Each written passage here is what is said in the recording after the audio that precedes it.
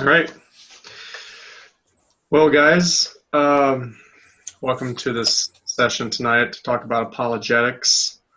And what I have planned to be able to talk about is something from one of my favorite authors, and John knows him as well. It's Francis Schaeffer, the Christian philosopher and apologist.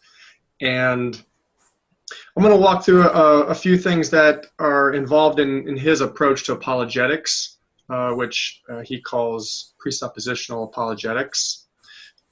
It deals with the presuppositions that lie behind a person's worldview.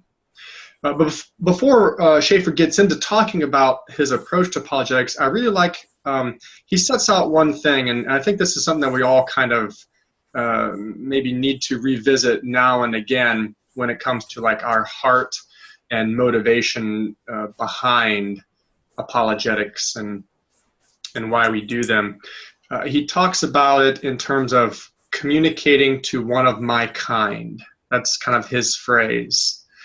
And what he means is that there's no formula, no mechanical rules to follow when doing apologetics. There are guidelines and there are principles that we can all talk about and lay down and for people to help them follow and everything. But every single person is unique and they differ from you and from everybody else. And so no matter how far a person may be in their life from God or from the Christian worldview, in whether their lifestyle or their beliefs or whatever, they're still an image bearer, Schaeffer says. They're an image bearer of God, and that every person has great value and that they deserve the love, respect, kindness that any person should receive. And he talks about when Paul is talking in Acts 17, and he's doing his big speech on Mars Hill of the Areopagus. And he talks about the way that God has made from one man all nations on the earth. And so Schaeffer tries to get, before even approaching apologetics, he tries to pull in a Christian worldview to even the motivation for it, being that we're trying to reach people who are like you and I. You know, even if they are living a life in complete rebellion to God, they're still part of one of the nations that have come from our common ancestor, which refers to Adam and Eve. Well, the technique that he talks about in presuppositional apologetics is what he calls finding the point of tension. And that's what I want to talk about tonight, because I've found that to be one of the pillars, I think, in my approach to apologetics, because it really sort of puts the wedge in to what's wrong with a non-Christian worldview. And I think John talked about this last time, I think in a conversation maybe with Michelle when you guys were talking, that one of the ideas in apologetics is to be able to demonstrate how a person's worldview doesn't match up with reality. And that is the basic concept behind finding the point of tension. Everybody has a set of presuppositions that undergird their worldview. And these underlying presuppositions they utilize, whether consciously or subconsciously, to make decisions every day and to live by them. So I want to try and bring up a diagram here if I'm able to. We'll see what I can do.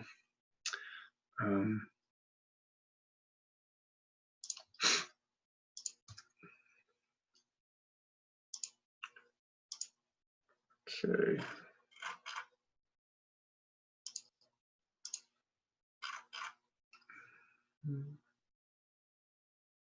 There it is. All right, so can you all see that? All right, so this is just a diagram here showing that we have people on the left, a person with their non-Christian presuppositions, represented by the little stick figure guy. And then there is a logical conclusion to those presuppositions. And the thing about understanding where people are at and kind of where their presuppositions end up leading is that no non-Christian presuppositions can actually be lived consistently. This is an unavoidable fact, Schaeffer says, because every single person lives in the real world. And reality consists of two parts. They have the external world, like the physical world around us, and then each person also has who they are as a human being. And that refers more to like their mind and themselves as a being. And no matter what a person believes, they can't change what they really are and what actually is. And so because of that fact, that truth, therefore, non-Christian presuppositions will end up falling into a logical absurdity, or will lead to a point at which somebody would never actually live according to that conclusion. The Christian worldview, though, as Schaeffer puts it, is the truth that explains actually what is there in the real world. And thus, to deny that truth on the basis of adopting another system, another worldview, is to hold some sort of presuppositions that are ultimately in conflict with what actually is. And so every person, whether Christian or non-Christian alike, they are caught in this same principle here, where everybody has presuppositions, and everybody's presuppositions lead to a logical conclusion. I'm going to pull up the next diagram that kind of demonstrates that.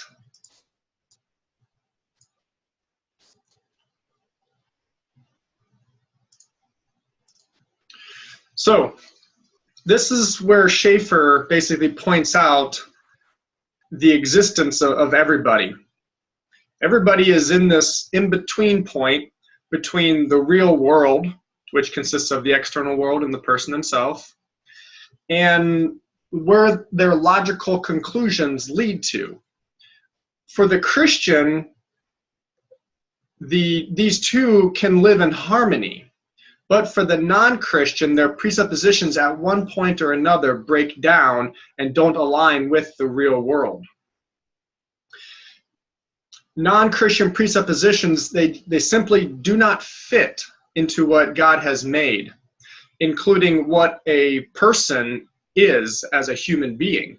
And therefore, every person who has a non-Christian presupposition will find themselves in this point of tension, is what Schaeffer calls it, this in-between point, because a person, as he says, cannot make their own universe and then live in it.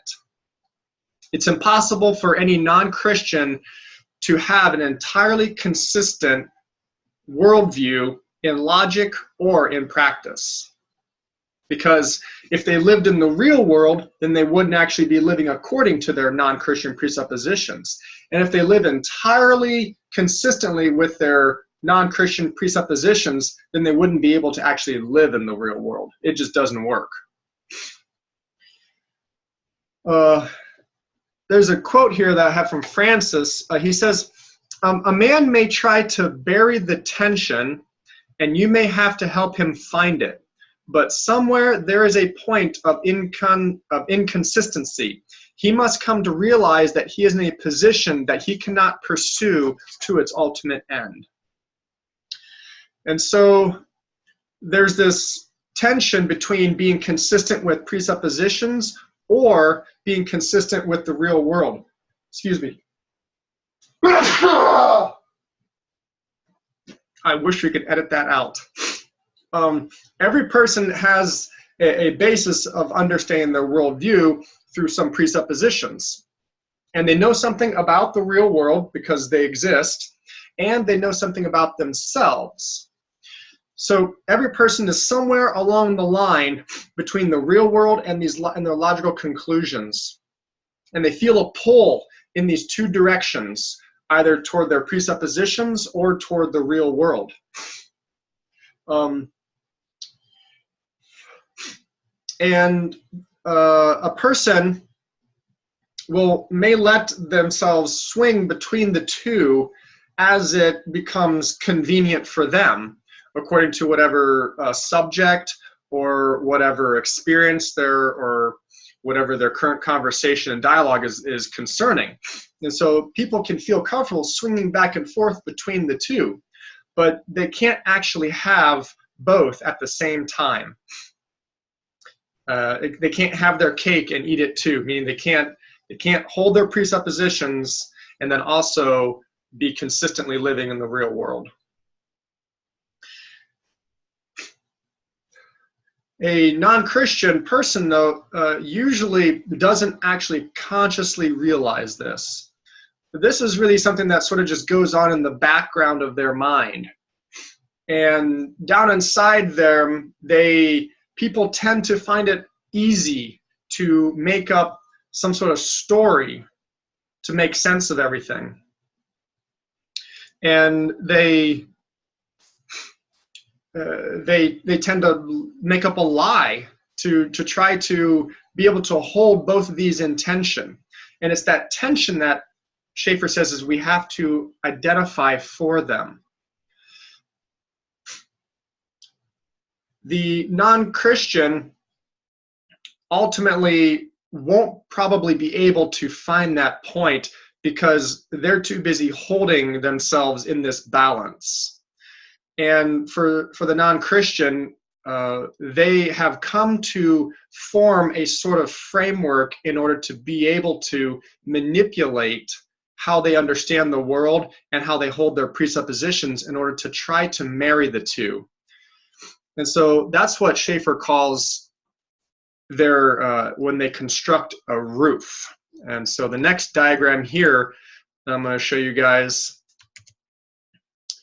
is the way that Schaeffer, and I think it's kind of a cool way of describing this circumstance, is that the non-Christian, what they do is they construct this barrier to protect themselves from kind of being exposed to the way that the real world is as they try to hold their non-Christian presuppositions that undergird their worldview.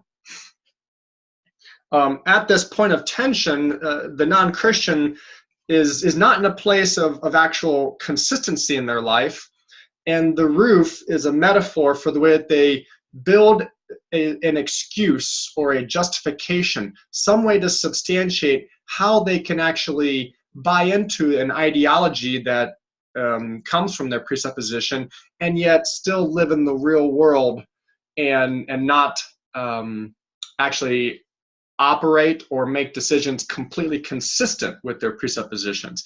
It's almost like they're trying to take part of both and hold them under one roof. And so the roof is designed, and as Francis Schaeffer says, to protect them from the actual storm that the real world would do to their worldview if they were actually exposed to it and were truthful with what is really there. Every person builds this roof to shield themselves, and it actually blinds them a lot of times to this point of tension, because they've come to live in this house that they've built, this house of cards, so to say, and they don't ever want to go outside of it. And so they typically are oblivious to the fact that they have this point of tension in their worldview with the real world. And so the tactic that Schaeffer suggests, it kind of has like a cool little catchphrase. It's called taking the roof off. And this taking the roof off is what Schaeffer means, that to like point the person to where the tension lies, and then to like remove their protective barrier that they've constructed to try to be able to hold their presuppositions and act like it represents the real world, and let the real world kind of rain down and beat down on them. This is the way he describes it.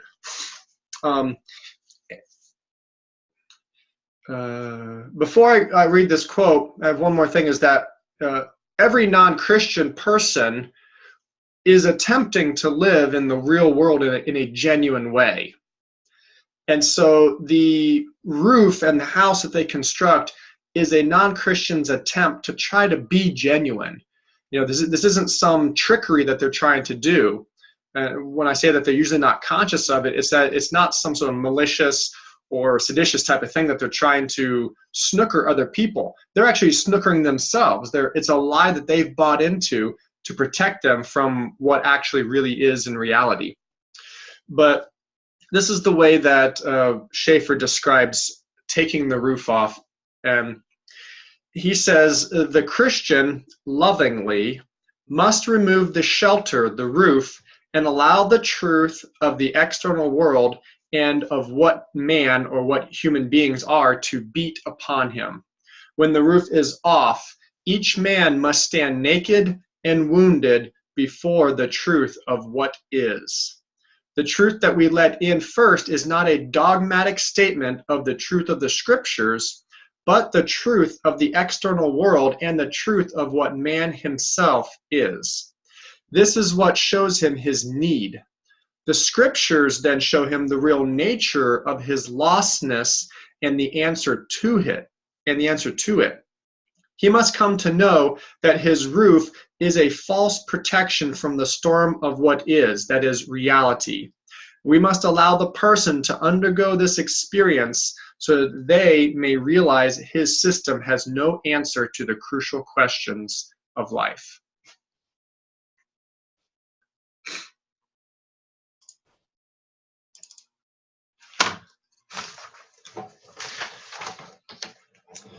So how do you take the roof off and point out a point of tension? How do you find the point of tension? I think that's what we're all thinking about trying to do here with the apologetics. I just gave a big description of what this whole idea consists of. Now, let's talk about how to actually engage somebody and take their roof off, so to say. There's 3 steps that I want to describe on how to do this, and then maybe afterward we'll try and talk through a couple scenarios to see how this tactic actually works. The first one is that we have to reduce a person's point of view, like distill it down to its basic argument, what its assertion, the principle, the moral rule, or whatever the core idea is. Basically, we do this by asking ourselves the question, what is this person's specific claim? And what this is getting at is it's identifying what presupposition are they asserting or are they using to make their assertion. Once we've identified that, then what we can do is, and this is what I like, one of Greg Koukl's suggestions is to mentally take the person's claim for a test drive and then see where it leads you and where it ends up taking you. And what this second question, or what the second point, the question to ask yourself is that if I follow this person's claim consistently, what implications does it result in? Meaning, if I take this person's claim and then live it through the real world consistently, what then does that mean for things like family, for things like life, for things like love, beauty, the purpose of everything, of life, of the world? So we have to ask ourselves, what does the claim imply in a broader sense?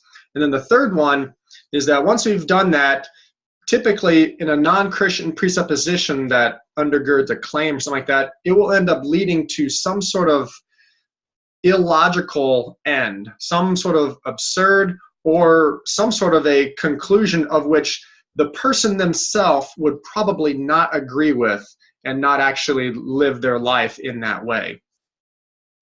So the third point is to identify that point of tension that is created by the person's claim, where the absurdity or the contradiction that is produced by following the claim to its logical conclusion. And once you know where that point of tension is, that's where you invite the person to now consider the implications that you see their claim having, that you've discovered by following their claim and by, in a hypothetical way, living it consistently in the real world. And so you sort of reflect back to them sort of what you now understand if you were to live the way that they are claiming you should, what their argument then implies. And that hopefully, as Schaeffer says, opens up a dialogue for them to recognize that they can't actually live according to their claim, even though they would want to.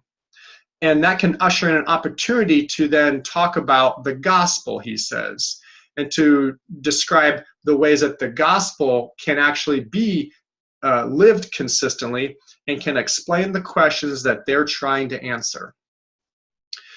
So I know that that was a lot, but maybe what I can do here is, I wonder if this will work.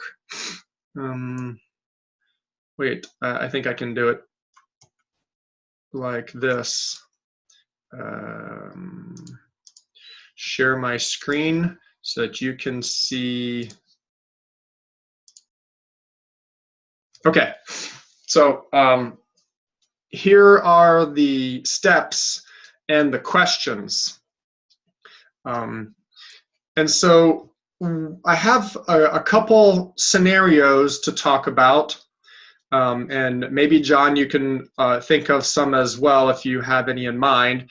But I would like just to kind of end the formal presentation here and more or less get into kind of understanding how to work on the idea of taking the roof off and identifying presuppositions and working through the mental exercise of how do we take it for a test drive and find where the logical conclusions are. So I can bring this back up if we need to later on. One thing I would add to that, Jerry, is in point 3, is that sometimes, depending upon what the claim that the person is making, it may not necessarily be absurd or a contradiction. It may be that it reduces humanity to, in some way, it has a reductionism.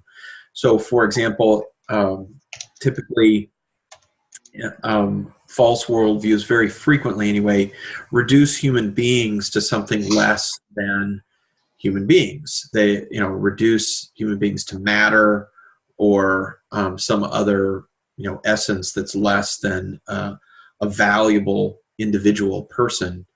And so sometimes you can find a reductionism in their claim that you can point out to them that it's not acceptable to themselves, for themselves. They're reducing their own value. And so, I heard somebody recently, I'm trying to remember who it was. I don't remember who this was, but they were talking about, I think it might have been Ben Shapiro, but he was talking about abortion, and the person he was talking to was trying to make the claim that that it wasn't murder, it wasn't something necessarily bad, because the that the fetus was just, it was alive, but it was just a potential person, not, it didn't have cognitive ability and that sort of thing. And he came back to the person. He said, so if you fall into a coma and I murder you and I kill you, it's not murder because you don't have cognitive facilities in a coma. Is that what you're saying? And it made the person, so he was reducing humanity in the process of his thinking. And when, I'm pretty sure it was Shapiro, put it back on him as, okay, well, let's put you into the scenario that you're describing. And of course, you could see the tension in the person come out. The point of tension had been uncovered. Yeah, that's a great point. I included in the third one an absurdity, a contradiction, or just a falsity, which I think would fall under a demeaning perspective of humanity or other things like that.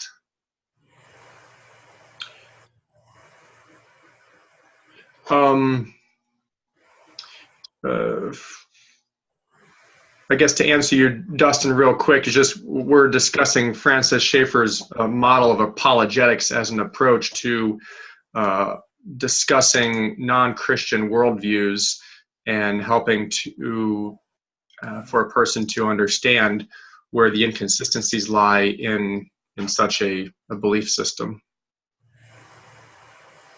I think, Jerry, one of the things that I like to do is in talking with a person is in your first step where you talked about reducing their claim down, distilling it down to its essential point, that I think it's helpful if you can ask some questions to kind of get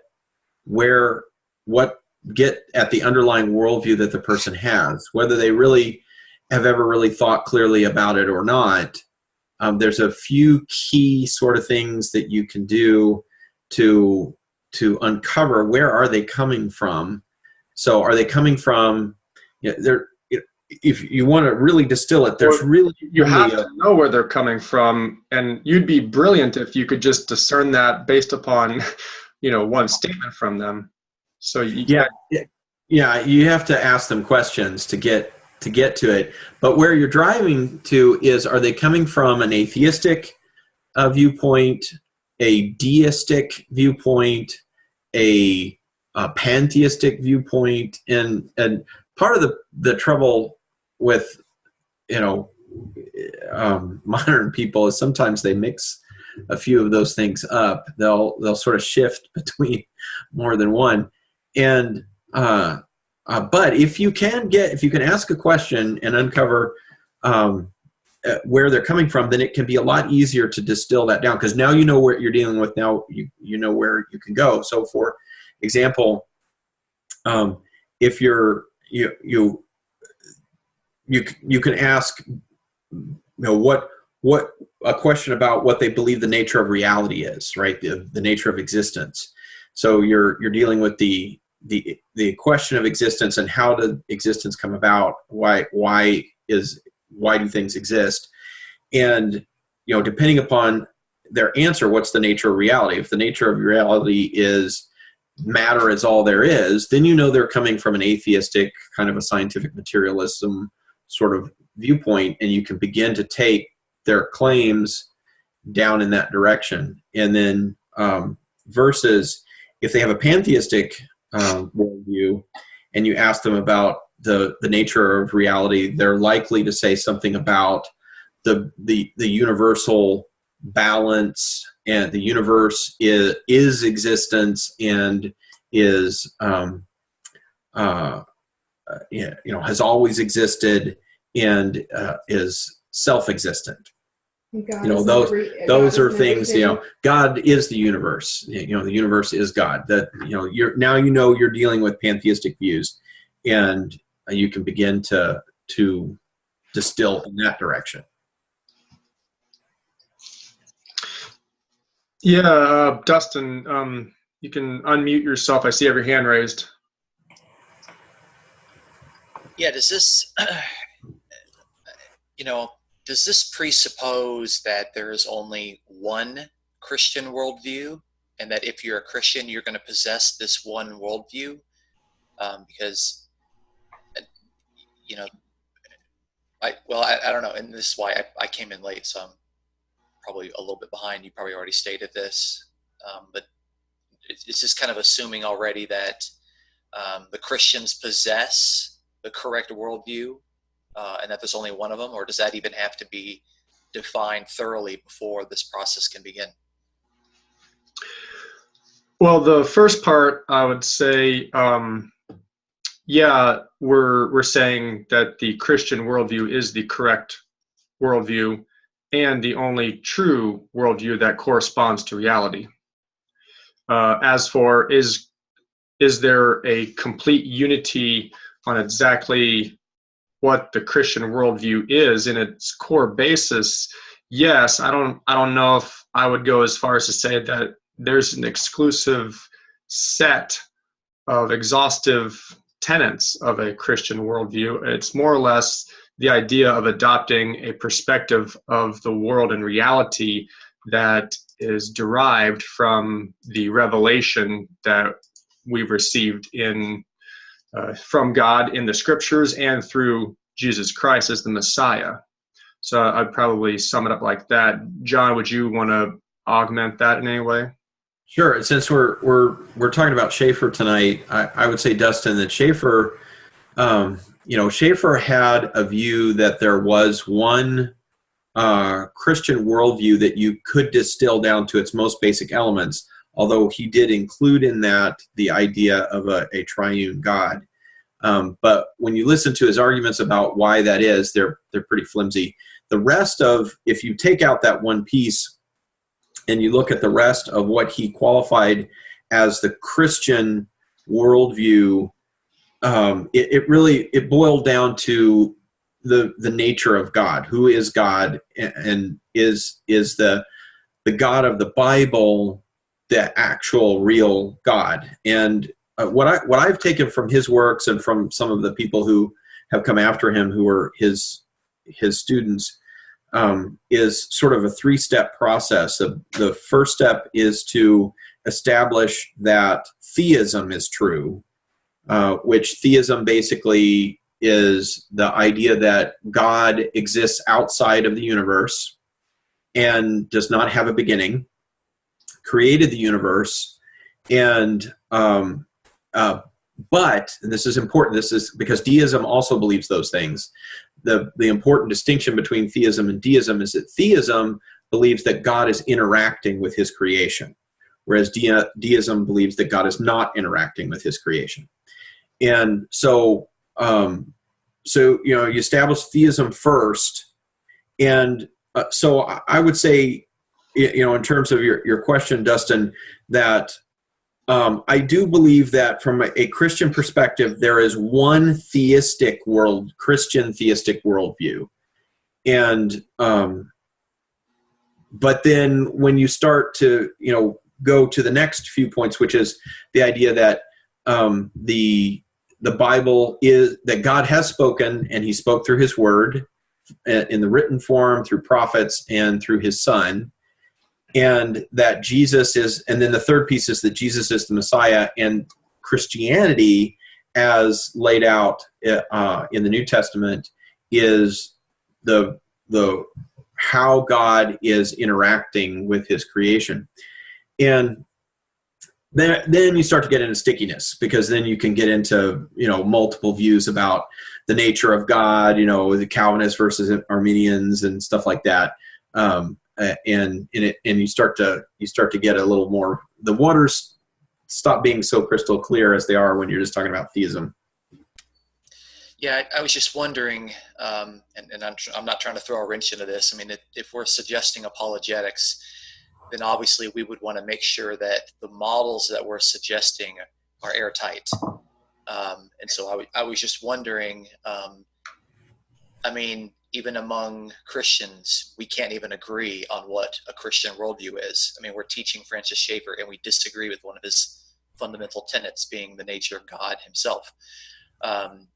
there's, if you were to look at ancient Gnostics, we know that their Christian worldview is vastly different than what a lot of modern worldviews are. A worldview that believes that, that the end result of creation is going to be, renewed creation of the kingdom of God on the earth, is vastly different than spending eternity in the clouds, feeding grapes to the angels. I'm wondering if like I said, I'm not trying to throw a wrench into this. I'm wondering if we could even specifically say that there is one Christian worldview, because not even all Christians would even agree on that. Even if you don't get to a point where you've established, what is the one Christian worldview? Because again, when you get down to very specific details, no, there's not. There's a number of them in terms of the details, especially about God and his interaction with time. There's a big division in Christianity along those lines. But you can take someone like Schaeffer or Piercy or Kokel or Craig or all these different apologists, and look at their approaches, look at the kinds of things that they're saying, they're doing, they're talking about, and begin to pull from those and learn from those different from their approaches. So, for example, Piercy builds on Schaeffer's work, and one of the things that and she outlines what we're talking about tonight in her book Finding Truth, and there's a lot of great stuff in there. There's a lot of stuff, and even if my particular view of Christianity is different than my friend who's the Reformed Calvinist, in terms of convincing people that Yahweh is the true God, we can get to a certain point in the same way. So this is why I really, one of the things that we deal with in our society is we have a lot of false worldviews that are rampant in our society, primarily materialism and postmodernism. And if we understand those worldviews and we understand what their flaws are, and then we can help someone to get out of that and then begin leading them down the path, or like Schaeffer talked about, we introduce the gospel to them. And obviously, as biblical Unitarians, we're going to introduce some different concepts than if we were Trinitarians. But all of us are trying to introduce them to Jesus. And so I think that you can borrow from various people's toolboxes and put those tools in your own toolbox. Is it fair, though, for me to discern at least a few of the cracks in this because of the different? You talk about the Bible as if all of Christianity has the same definition of the Bible, and that's not even true. Catholics have a different understanding of the Bible. Mormons have a different understanding of the Bible. The Eastern Orthodox Church has a different understanding of the Bible. We talk about the gospel as if the gospel is one thing, but there's different understandings of the gospel. Does it include the kingdom of God? Does it not include the kingdom of God? We talk about all these things as if there's one thing, but there might be differences even in this room here. And that's why I'm raising these things, and I'm trying to follow. I'm not criticizing Jerry at all. I think this is good. I'm just wondering if Francis Schaeffer's model is really as airtight as we're making it out. John, let me jump in here real quick. I understand the concerns you're raising, Dustin. I think they are important to consider, but in the particular approach to apologetics, the way that I'm using Christian worldview is probably not 100% with what Francis Schaeffer means when he says Christian worldview. But the idea being that whatever is not in favor of seeing the world through the eyes of a personal creator as revealed in Yahweh of the scriptures, and in the testimony given through his son, Jesus the Messiah, I think that we're all on solid ground there. And that's all I think Francis Schaeffer is getting at in the core, is that there are people who live without that type of a worldview in mind. And so I think maybe the idea of what is a Christian worldview is a good subject for a different discussion, but I think it's definitely, it has its place to be discussed. Where can we put our foot down or thumb down or finger down on whatever that actually consists of. So for this particular session right now on the technique of finding the point of tension, I'd like to return to going through a couple examples to maybe delve into that a little further right now. Cool. I don't know why your face is there and not mine. Well, you have to pin your video if you want your face to show up. No, I have featured speaker, which should be whoever's talking. It won't show you. It'll show the last person who is speaking to you. Oh, so you guys can see me as I talk? Yeah, we can see you if you talk, but you won't be able to, unless you pin your video. If you do the function and pin your video, then you'll see yourself. Nope, that's fine. Okay, so let's try it. There's this one example. Let's see once how it goes. So this comes from, I found it in Greg Koukl's book, Tactics.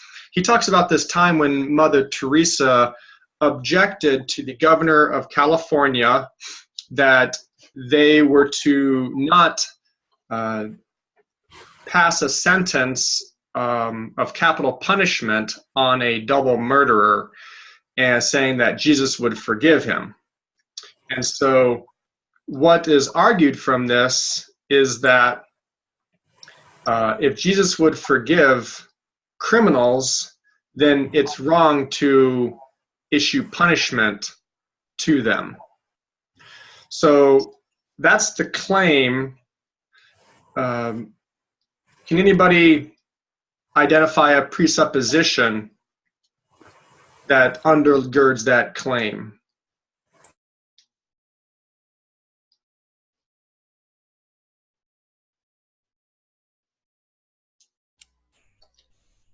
Do you have your hand raised, Christina? Is that? Maybe. I'll try. I guess it would be that that they would want to be forgiven, if God would forgive them, or that from Mother Teresa's point of view that they would believe on Christ or do the sacraments in order to receive the forgiveness, maybe from a Catholic point of view. I don't know. I'm just guessing. That's okay. That's okay. Well, I think the presupposition is along the lines of, why would she be suggesting that criminals be forgiven? I think, as you're saying, so they can receive the forgiveness.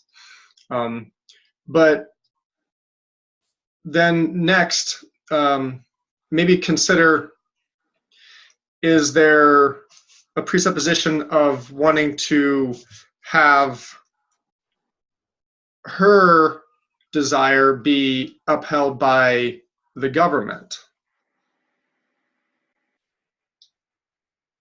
Potentially. That would require more questioning, though, to find out if that is really her motive or not. Mm-hmm. But good thoughts for sure. And so we have the claim. We have the claim that she wants the government to pardon criminals because she asserts, her argument is that Jesus would forgive them. So now, if we do step number 2, which is to mentally give this claim a test drive, can anybody kind of predict where could this then lead you in the real world? It would lead to the fact that every single criminal should not receive any sort of punishment, because if Jesus would forgive supposedly the worst, then he would forgive the least and everyone in between. And therefore, nobody would receive any kind of punishment, and therefore the judicial system would fall apart. I think it also presupposes the fact that Jesus just forgives anybody without any qualification, And I do think that Jesus had a qualification on forgiveness, and that was sincere repentance. So I'll add that as well. That was a really accurate answer. Thank you. Vanessa, you got your hand up. I was going to say the same thing. I was going to say, like, does she not punish children when they misbehave? Would she not institute any sort of punishment whatsoever, because Jesus would forgive them, and so should she? Yeah, exactly. So if we take the claim on what she's suggesting and then we sort of drive it around the real world, it basically leads to the idea that there is no disciplinary action that should ever be instituted for anything, which doesn't work, because all you'll have then is like anarchy and mayhem and a lot of rampant wickedness, and it's basically lawlessness. So yeah, you're right. Even in the Christian church, there's supposed to be quote unquote church discipline. There's supposed to be discipline among believers. So if there's supposed to be discipline among believers, how much more should there be discipline of non-believers? Yep. Excellent point. So I think we've kind of drifted between part 2 and part 3 of identifying the point of tension, where but there's a little bit more to be said about the point of tension, in the sense of we invite the person to consider the implications we've discovered, we can also sort of suggest what those implications then are in like a magnified sense. Like I kind of even talked about it, like, okay, so if you don't punish the capital offense criminals, then you don't punish the felony criminals, like Dustin was saying, don't punish the misdemeanor criminals or anything, then basically laws become useless. So that would probably be what I would suggest to the person, be like, so you're saying that all laws are irrelevant. In that sense, a large part of the government is irrelevant. Is that what are they willing to live in the real world that has no laws and where no laws are enforced? I guess you could have laws by voluntary subjection to them, I suppose. Let's try a different one here. This one maybe. Jerry, can I say one thing about the particular one? That one of the things that I'm sitting here thinking about in terms of the scenario that you talked about is what worldview has influenced her thinking in the statement, because clearly that's not a biblical position. The Bible is very clear that Jesus is going to judge, and the wicked are going to be destroyed, and all this kind of stuff. There's absolutely it doesn't fit biblical concepts at all, no matter what Christian worldview you have. And so what worldview is influencing her? And typically, so I'm sitting here and I've just been thinking about it. The one that comes to mind that it is probably influenced that kind of scenario would be materialism, because in a materialistic worldview, people are machines, and machines can be reprogrammed. There's not, a machine doesn't do good or bad. A machine just does what it's programmed to do. And so if we have rehabilitation for criminals that allow them to be reprogrammed so that they're a good machine, not a bad machine, and even then, it's like a machine that has the outcome that we want versus the outcome that we don't want. So anyway, that's the best I can come up with in terms of what underlying might be. I think I would probably answer, I would say Buddhism.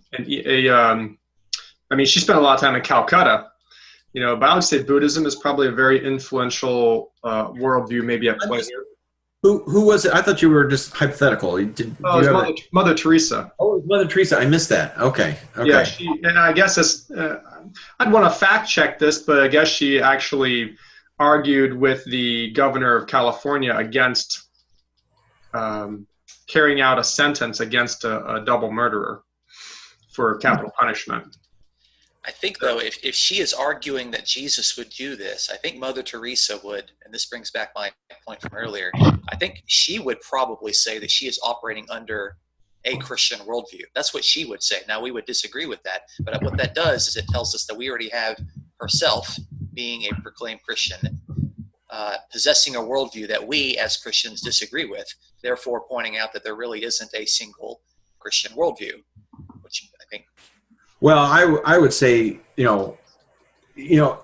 any legitimate Christian worldview is going to have judgment involved. There's no getting around that, and the problem is just about every Christian in today's world is going to be influenced by other worldviews and is going to have mixed ideas in their thinking, and so they may espouse something that they see as a Christian perspective when in fact it's what they're espousing is not a Christian perspective. It's a materialistic perspective, or a Buddhist perspective, or something else that they've mingled in to that perspective.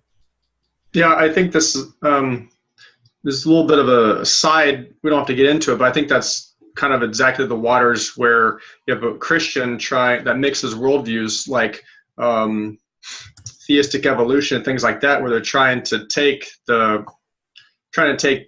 principles from two different worldviews and blend them together. Even though there's plenty of Christians who would go to church and do all the Christian things, so to say, but yet are trying to advocate that there's a legitimacy to evolutionary design or evolutionary process. Mm-hmm. What's your next? The next one is that if you're talking with somebody who they believe that same-sex marriage is okay and should be endorsed by the government, because if people are born that way, then they should have a right to live life according to the way they've been born.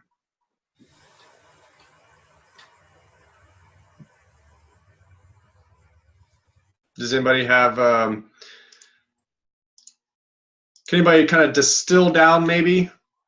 It's not as complicated. So the claim is kind of already there, but can anybody distill it down and give it like a one statement real quick? Here is okay. Is that you, Kenny? Yeah. Can you hear me? It's a little bit low. Okay, I'll try to speak up.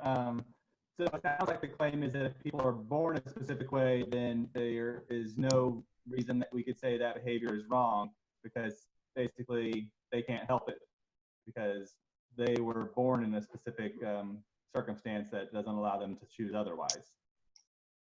Yeah, that's good. I would probably say that the idea is that genetics can then dictate morality. That's probably the basic principle of what what you're saying there, that somebody's born a certain way and therefore they should be permitted to live according to the way that they've been born. Which then leads to a question, well, what if people are born with other genetic tendencies, such as being a murderer? Bingo. Yes, and I mean, actually, my example, you got right on it, because there's actually lots of studies, hereditary studies that have been done on aggression and aggressive behavior. And people are born with a predisposition toward violence. Does that make it right? That would be the test drive we're doing right there, is we're driving it around that if there's other biological predispositions, and let's not even talk about whether or not homosexuality is biologically influenced or not, or let's just get to the idea of, like, if you take the principle that a person's genetics or their natural, the way they've naturally been born, and constituted, if that is any type of a legitimate basis for then determining moral values, then there's a bunch of other moral values that could become permissible then, such as violence and spouse beating and other things, child abuse. You know, would the person be willing to live in a real world where that is also permissible? I think you could also ask the question, how can they prove how someone is actually born in regard to what they like and what they don't like? Is that something that you could prove and verify for someone that's an infant, that's 3 days old? How do you prove that? I mean, is that something that can be demonstrated in science? I don't think that it can. So I think there's a presupposition there that they actually know how someone is born, and I don't think that can be proven. I think it's kind of fallacious. I agree, but I think that response, sort of the focus then becomes upon whether or not you can prove or disprove a biological basis for same-sex attraction.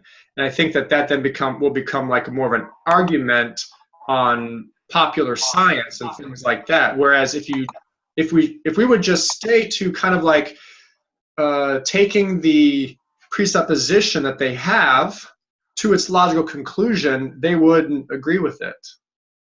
Now, I agree that there is probably another discussion to be had about the legitimate basis for their claim, but in taking the roof off or finding the point of tension, it's not about disproving the person's claim like on an objective basis. It's about saying, now wait a minute, if you think that is true, let's pull that all the way out and like zoom out like on a camera lens. Let's zoom out and see the entire landscape of what does the real world look like if we live like that. Vanessa, did you want to say something? Oh, it's a little bit off topic because it's on the same topic, but I would just say that if we have demonstrated that there's a genetic tendency toward violence, that is something that could be determined as a 3-year-old, not because they are violent, but if they have that genetic tendency, if they have a genetic marker for that, then if you know that genetic marker, then you could know that as early as a 3-year-old.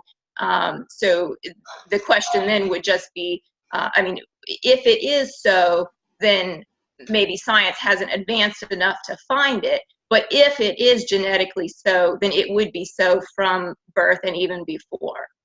Yeah, you're right. Ooh, there's feedback here. Yeah, technically you can even determine that in utero, if I'm not mistaken, Vanessa. So things like the genetic predisposition, like hereditary disorders and things like that, those can be determined from infancy or even while still in gestation and stuff. So I think one of the challenges with this particular topic is that what tends to be the case is that you degrade into a discussion of ethics rather than worldview and reality. Because if you ask the question, okay, same sex marriage, if they're making the claim, what's wrong with same sex marriage? I mean, if they were born this way, then what's wrong with that? It seems perfectly okay. And so what then is, if I come back and I say, well, someone can be predisposed genetically to have feelings of aggression and potentially can become a murderer. Does it make it just okay that they were born that way? And it's a line of reasoning, but the problem is, this is where it degrades into an ethical question, is yes, but in the case of their aggression and murder, they're doing something bad to somebody else who doesn't want them to do it. Whereas the homosexual couple, they're they're in agreement on this. They're not hurting anybody else, right? They're consensual and they love each other. Why are you against love? That's it goes in that direction. And we're having this big controversy right now in our community because our city commission just passed an ordinance against discriminating against people, homosexuals or transgenders, that sort of thing. And so there's a bunch of people in the community that are kind of up in arms about this. It's very divisive in the community. And I've had a number of people kind of approach me about, my views and feelings on the subject. And I kind of feel about it that, we're complaining about one of the toppings on the pizza when the pizza itself is bad.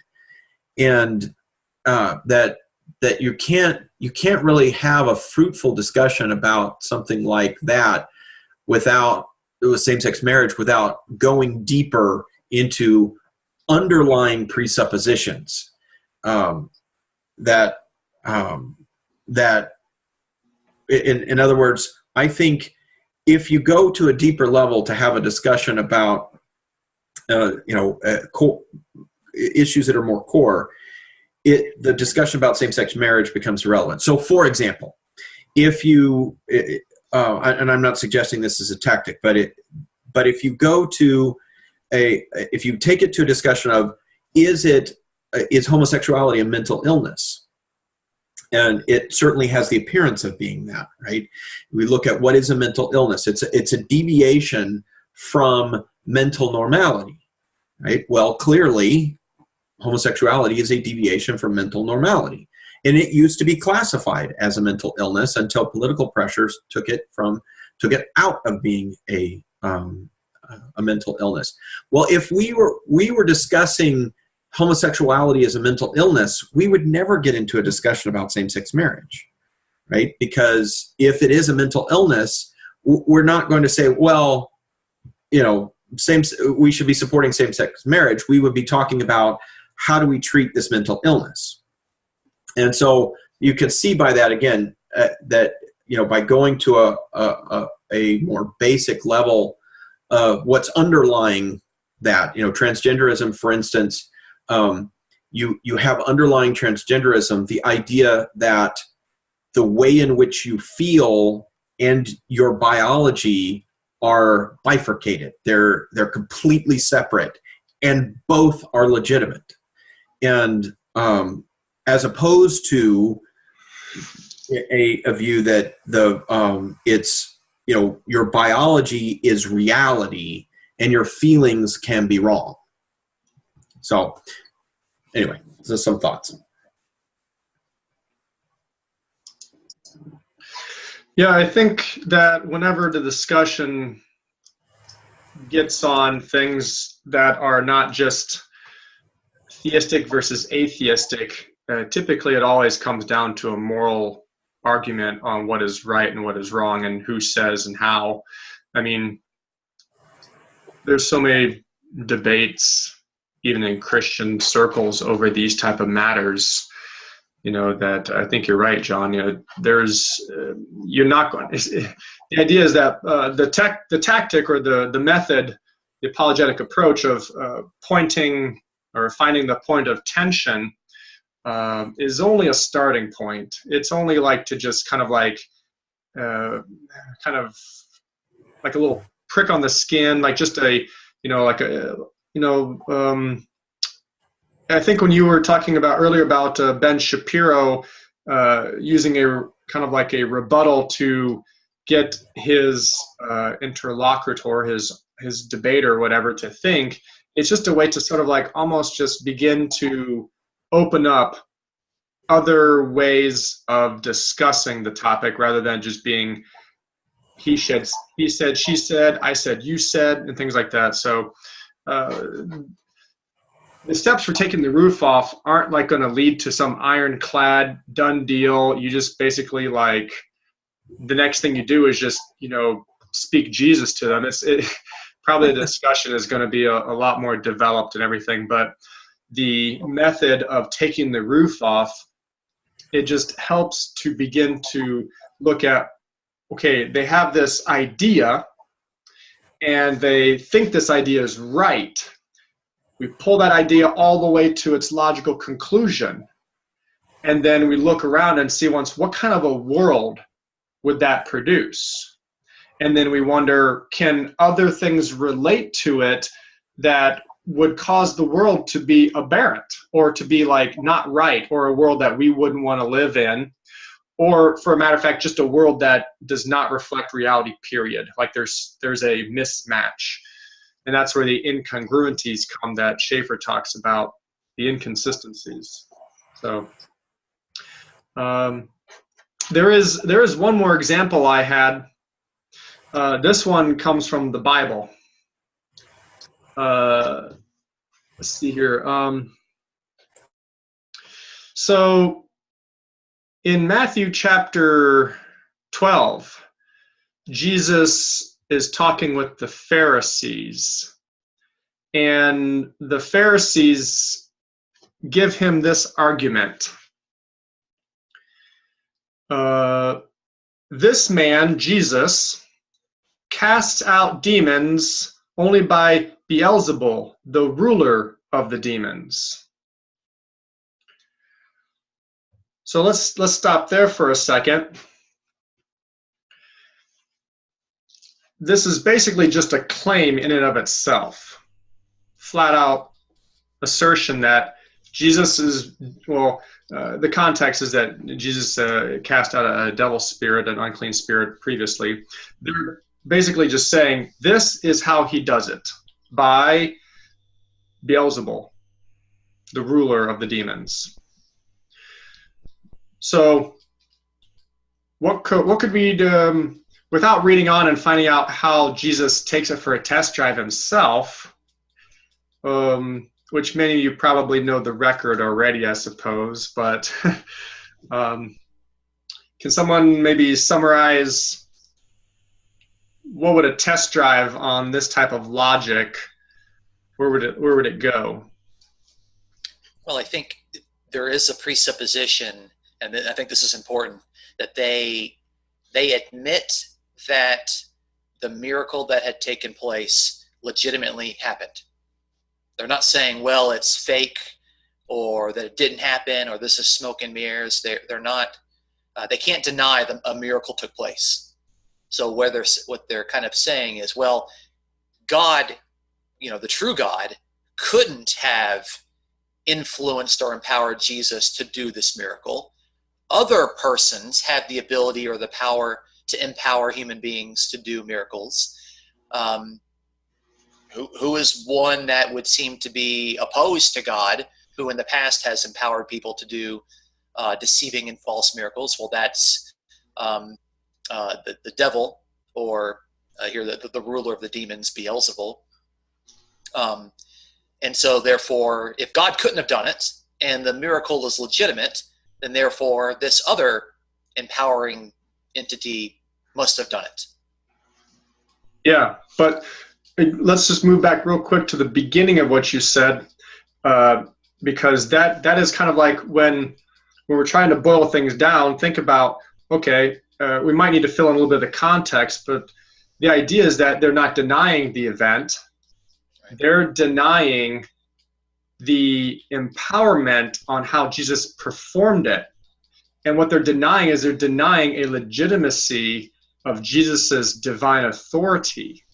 So it's a denial of who Jesus, basically Jesus's identity as Son of God, as being a representative and someone through whom God is actually bringing about these miraculous deliverances. So it's a denial of Jesus's sonship, his messiahship, denial of him being able to actually bring about the power of the kingdom.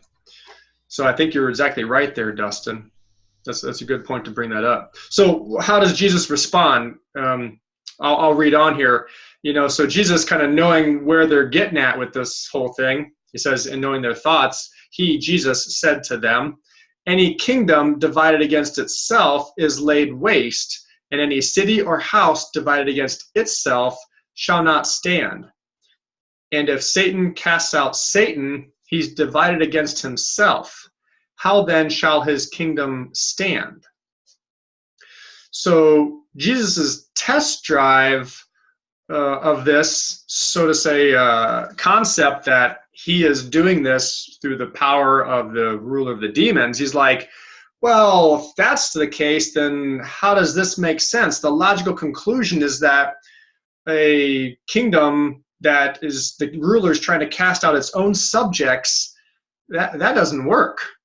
The real world doesn't work like that. No kingdom will survive if the ruler, the king, throws all the people out of the kingdom. So Jesus basically turns it back on them. Now, in the third part, identifying the point of tension that is created and inviting the person to consider the implications, that's kind of like what Jesus just did. Now, when he follows up and says, but if I cast out demons by the Spirit of God, then the kingdom of God has come upon you. Now, when Jesus replies with that, what is he doing? He's suggesting another model that makes sense. It doesn't have the contradiction of one side casting out its own subjects in a way that's illogical, in a way that would not make the kingdom fall apart. It explicitly implies that that the old dominion or rulership, being the whatever you call it, the demonic dominion, is actually coming under attack by this new dominion, the dominion of God in the present, and that this makes a lot more sense. And mainly, he could point to that person and he could say, "Look, this person who has received the exorcism is no longer under this demonic influence," and that could be verified. And therefore, if that verification is that this person now has is experiencing the rule of God, the dominion of God, the kingdom of God in their life, then therefore God is ruling, and therefore God has authorized and influenced Jesus to be the person through whom that miracle has taken place. Yeah. That's a long sentence. Sorry. Yeah, that was. It was good, though. It was good. Yeah. Kind of in a nutshell, basically, Jesus is offering a different presupposition. Can anybody tell me what the presupposition is? Dustin, keep your hand down.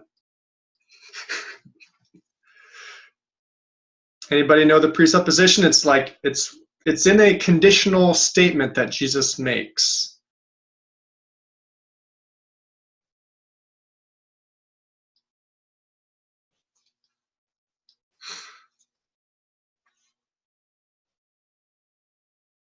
I'm just going to wait here, I guess.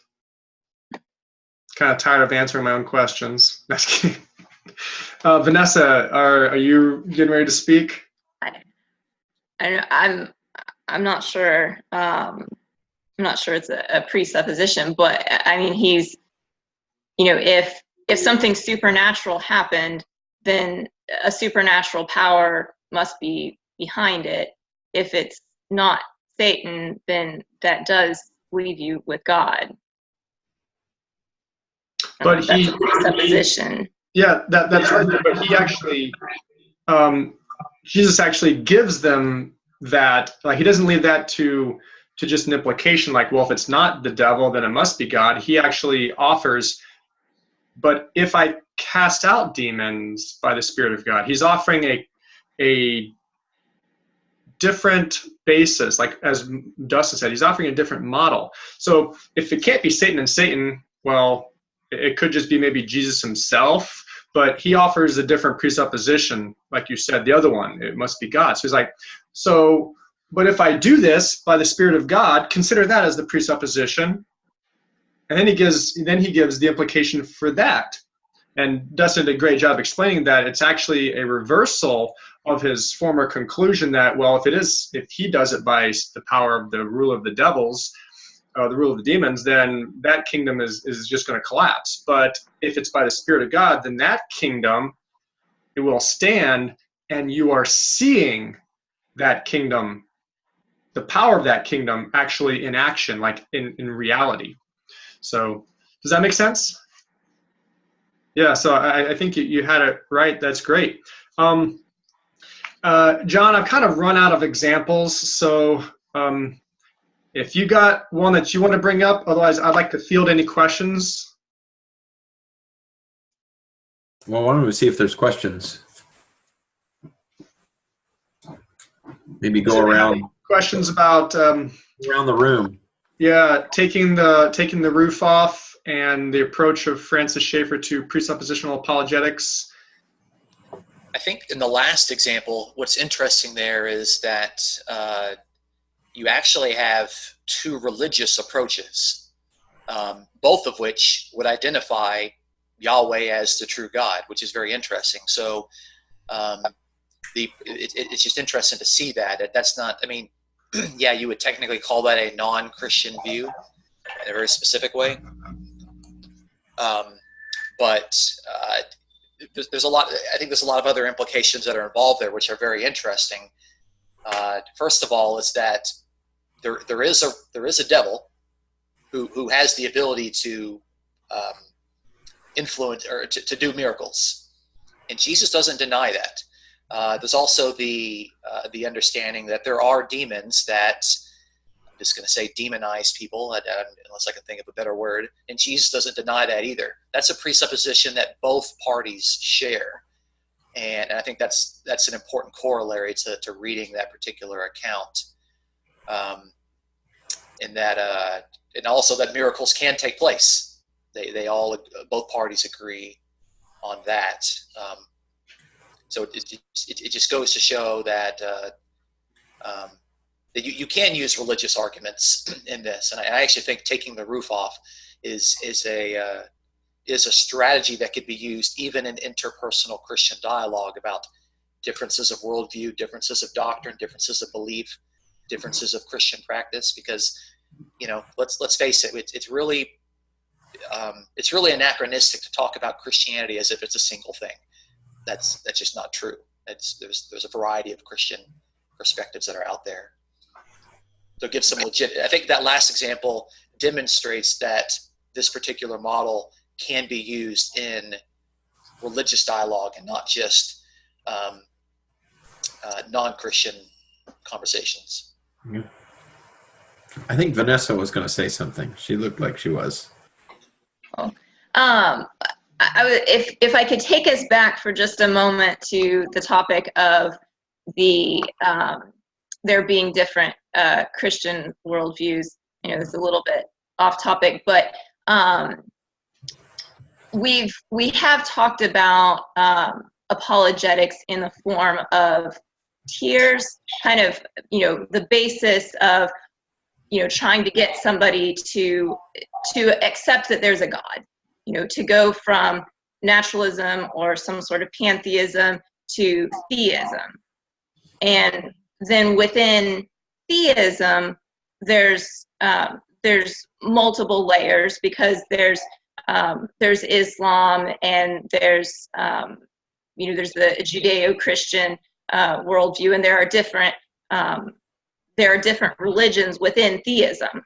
And so then you try to pocket someone into a Judeo-Christian worldview, and we can agree that we and Jews don't agree on everything, but you take them up a level, take them up a tier, and then within that tier, you can separate out, you know, to actually Christianity, because that tier involves, you know, many different layers. You separate them out into Christianity, and then it's a second tier, or a tier even beyond that, that's talking about, okay, within Christianity, what do we actually believe?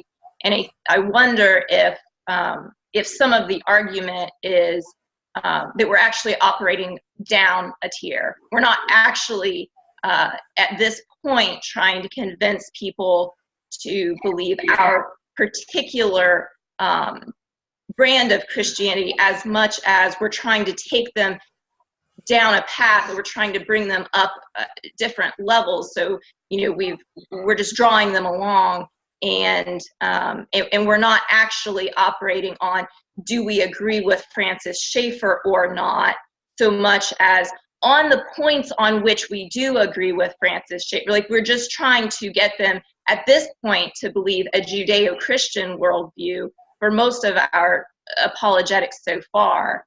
And then a step beyond that is actually, okay, within that, going up another tier within the Judeo-Christian worldview, what do you believe within that? Yeah, I think we have a focus on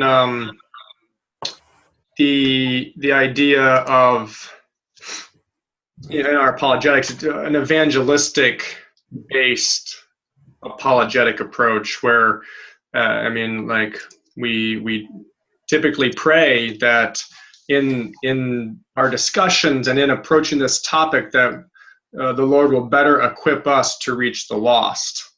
And so we're talking about trying to pull people into a relationship with God, the Judeo-Christian framework. So I think you're right, Vanessa. We're not operating on a Christian theologic perspective on apologetics, on what's maybe a discrepancy on interpretation of a biblical text. We're more on the idea of the reality of the world and who we are as humans, and how we're trying to answer the big questions for people in life on, what is the purpose of life? How did life start? And what is real life? What is true life? What does that look like? How should we live it? Things like that. So I think we're operating on a tier that's on probably one or two, like John was saying, on either going from atheism to some sort of theism, as you said, or from just a theism to the Judeo-Christian theistic worldview. So I appreciate you pointing that out. I wish that there was like a nice diagram that would like summarize what you just said. Because that would be really good. Yeah. There kind of is one in the, I can't remember the author's name, but it was one of the books that you recommended at the national conference. It was called Building Belief. Oh, yeah. And it has like a pyramid shape that has, that builds like that. And it gets narrower and narrower as it goes up, as you get more and more specific. Is that Chad Meister? Yeah, it's Chad Meister. I had him as a teacher in grad school. Shut up. I mean, sorry, I didn't mean to say that to you. It's not very nice, yeah. Sorry, dude. Yeah. No, he taught apologetics at Bethel College, so I know him personally. Oh my gosh, that's awesome. Yeah. I introduced that book to Sean, and now Sean teaches out of it. Yeah, well, Sean introduced it to me, and I thought it was pretty great. There you go. So. How about Christina? Christina, you got any questions? Any thoughts? You're muted. I forgot I was muted. Sorry. What about, there's a lot of people, Christians and non-Christians, who, whether maybe they're thinking of good things that happen in life, they talk about how there's no coincidences or everything happens for a reason. Is that like a presupposition where they're, I don't know, I guess that's a question. It has presuppositions to it, certainly. Depending on what the person really means. For example, they may mean that God is controlling everything that happens. That's frequently what they mean by that, and that's a presupposition. Mm-hmm. Or they could have a type of determinism underlying it, or fatalism, things like that, where everything is a cause and effect production in the universe, which goes hand in hand with the materialistic, naturalistic worldview. Mm-hmm. Generally, when people say everything happens for a reason, they're giving a lot of weight to certain reasons, and they're trying to discern if that particular reason or that particular effect has any like real life significance for their path, their journey, their life, their destiny. And I do think everything happens for a reason. I mean, if I knock my plate off the table and the plate falls, that's because of gravity and my incompetence. Does that have any like significance for my life and destiny? Well, I don't think so, other than I'll get yelled at by my wife. But so I don't know. Did that answer your question? Yeah, it's something I was talking with someone about recently, and so I didn't know if it would. Well, okay, so here's a good, let me give you something to, you could kind of try out, walk it out a little bit to see what happens in a situation like that. So your friend says, everything happens for a reason. Now, typically that's going to be in some sort of context, right? Something has happened, and they're attributing some sort of spirituality to this thing that has happened is usually the context. And so you could go down the road of, exploring why they think that particular thing had spiritual significance. But you could also begin to ask them questions like, what do they mean? What do you mean by everything happens for a reason? By reason, do you mean that God is making all this stuff happen? What do you mean by that? And one of the first tactics to use in this stuff is the clarifying question of asking clarifying questions, and because honestly, 7 times out of 10, people say things, they have no idea what they're even talking about. And so you start asking clarifying questions, and very rapidly they realize they have no idea what they're talking about. I remember having a conversation with a young man. We were at lunch, and I wanted to go to lunch with him because I had heard that he was he liked philosophy, and so I was interested to see why and what he'd taken some philosophy classes in college. And so I started having a conversation with him, and I started asking him some questions. And very quickly, there's an awkwardness in the lunch meeting, because we both kind of realized at the same time he had no idea what he was talking about. And so it sort of it didn't really go the way I thought it was going to go. But that's one of the powers of those clarifying questions, is that it helps people suddenly come up against the fact that they're saying something and they have no idea what their basis is for that. And it causes them, I don't remember if you remember this, Christina, we've talked about this many times, that putting a pebble in a person's shoe. The idea is, with this stuff, we're not trying to go from the person as a committed materialist to, they just gave their life to Christ all in one meeting. If that happens, hip, hip, hooray. But that's not how it typically is going to go. It's going to be little bit by little bit by little bit. And you may only be part of that process. You may be one little piece of a long process where God is working on that person and drawing them to Christ. But so you put this pebble in their shoe. So you ask the question, what do you mean by everything happens for a reason? Or what do you mean by, when you say everything happens for a reason, what do you mean by reason? Right? And you start to ask, and then they respond, and then you ask a clarifying question, and you ask another clarifying question, and pretty soon they're looking at you like, I just realized I have no idea what I'm even saying, right? You just put a pebble in their shoe. Now they're going to go away. You could stop right there. You could say, no, okay, here, pass the salt. You could end at that point, and what's going to happen to that person is now they're going to walk around thinking, where am I? What am I thinking? And, that kind of stuff. And a lot of the time, that's all we're trying to do. Yeah, I think in this case, my brother and I asked the person some questions, and Ah. we got them on the path, and then it was like, well, I think the person was talking really about the blessings and the things that God had really blessed them with, and giving them guidance in life, and it's all happening for a reason, but not looking at, I don't know, every little.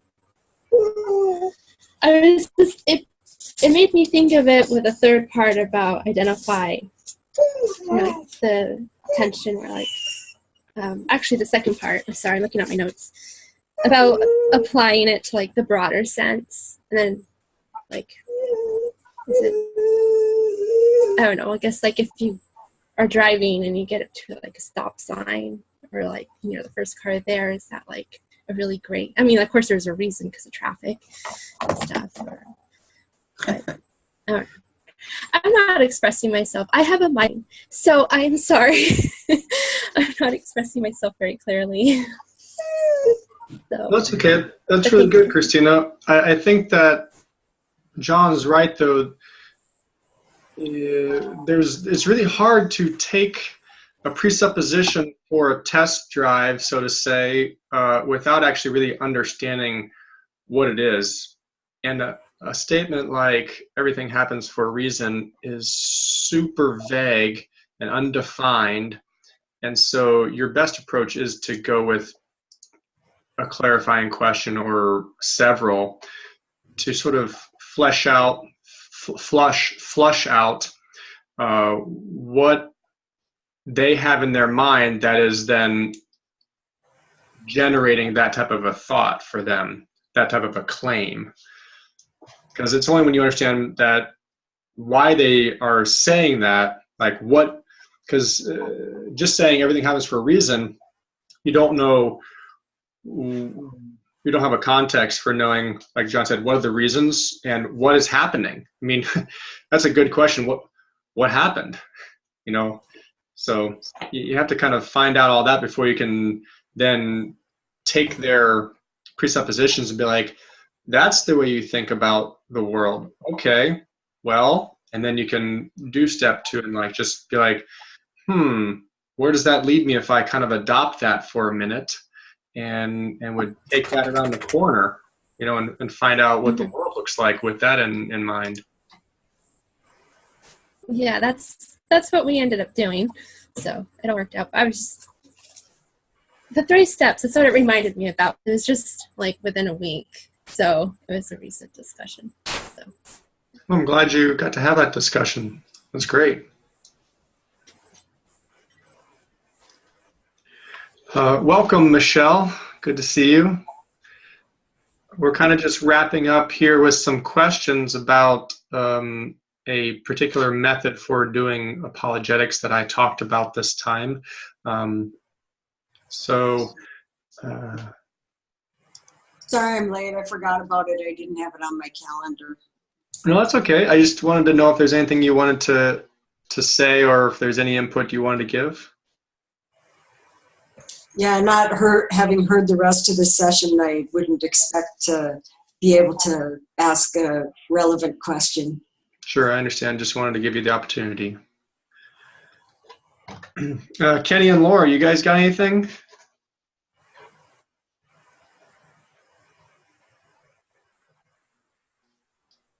Are you talking, Kenny? I can't hear you. Sound's not working, Kenny. He's good. Okay. George, I know you jumped on a little bit late. I just wanted to spotlight you if there was anything that you had to say.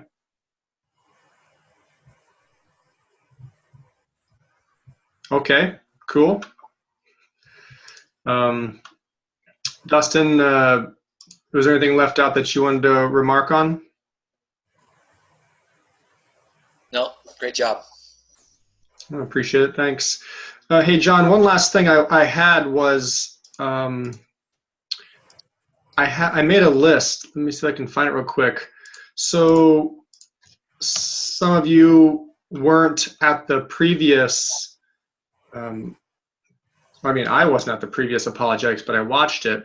And I recorded the suggestions for potential subject of interest, and so I'm going to see if I can show it here real quick, and I want to know if there was any additional ones, like Christina, if there was a topic that you would like to maybe have on the agenda, or Dustin, if you had a subject that you wanted to do. But here's kind of what I captured from the last session.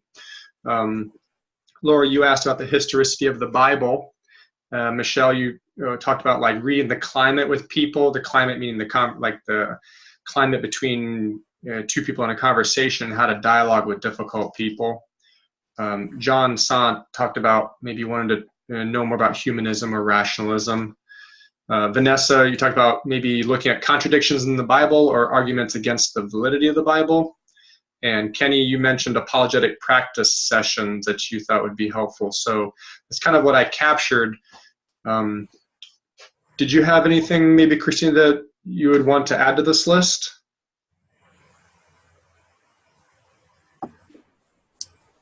Not at this very moment, but I can get back to you.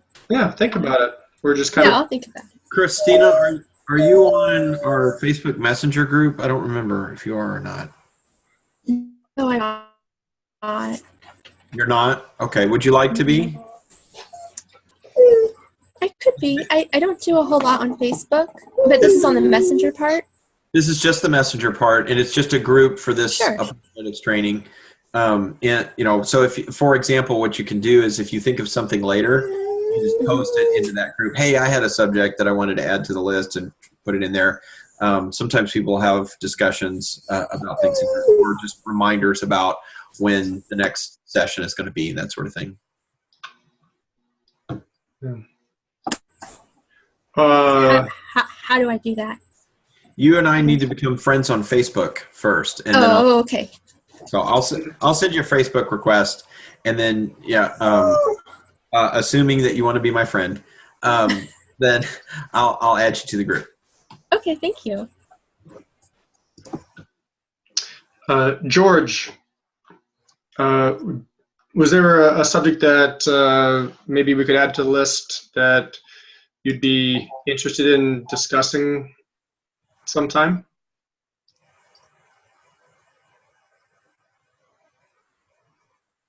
Mm-hmm.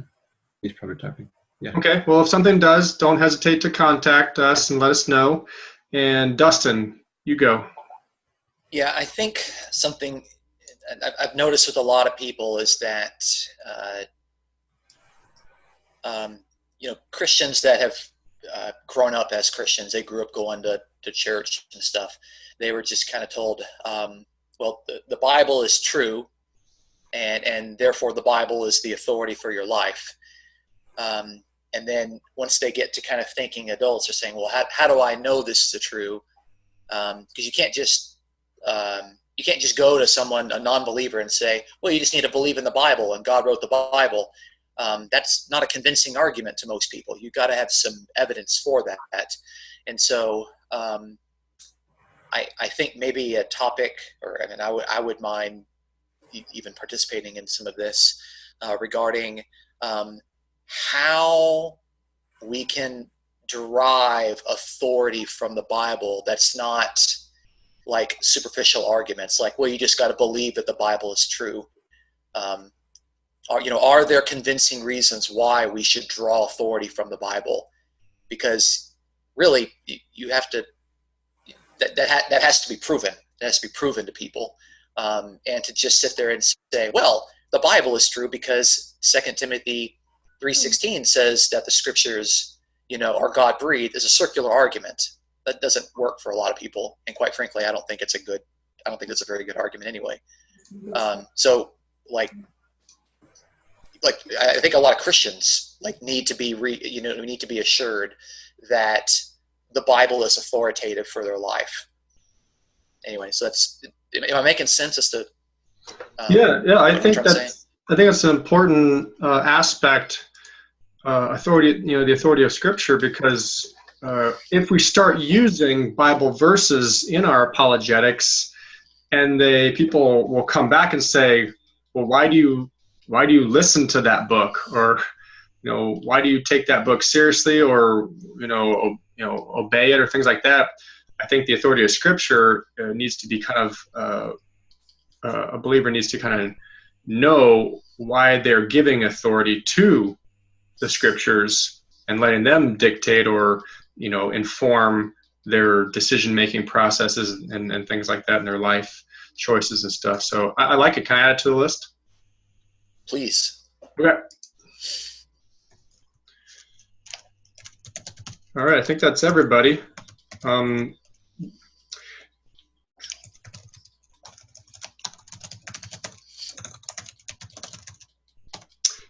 John, I'm kind of at the end of what I got, so if you have anything else, I'm just going to kind of turn it back over to you. No, let's just close out with a prayer. Dustin, would you like to pray? Sure.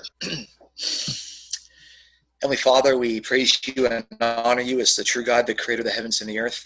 We thank you for every person that's been able to attend this evening.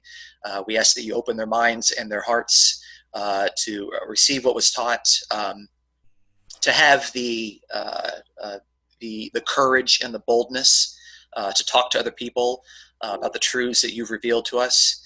And we ask that those persons to whom we're going to be speaking, that you would prepare their hearts to receive what we would have to say. Help us to learn from these things. Help us to not just treat this as an academic exercise, but as a way of worshiping you with all of our heart, mind, soul, and strength. And we just bless those people that were not able to be here today. We ask all this in the name of Jesus. Amen. Amen. So our next meeting is not until February 11th. For those of you who are not keeping count, that it's kind of a funny thing. We're doing the first Sunday after the first Wednesday, and then 2 weeks later. So in February, the first Sunday after the first Wednesday is the 11th, and then 2 weeks later is the 25th. So those will be our 2 times in February. Be good, and Jerry is super good at this, is creating these little calendar things that get sent to my Google email.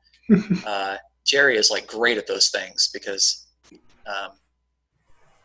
that would be a helpful reminder, because I totally spaced. Oh, man. I'm not trying to be manipulative. I'm just saying. On now, Jerry.